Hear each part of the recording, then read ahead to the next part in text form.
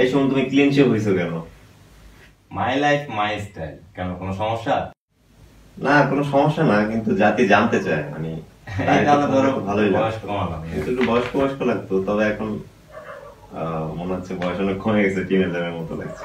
আরে ভাই রাখো তো তোমার প্রশ্ন, আমি প্রশ্ন করি তুমি উত্তর দাও। তুমি দাঁড়িয়ে রাখছো কেন? ওকে, তুমি কি হতাশ, উন্মাদ? আসলে আমি তো দাড়ি রাখি না, মানে অনেকদিন ধরে শেভ হই না, তো তাই মানে বড় হয়ে গেছে। তোমাকে দেখে তো লালন বা বব মার্লের মতো লাগে। ও তাই, তাহলে চলো একটা গান ধরি।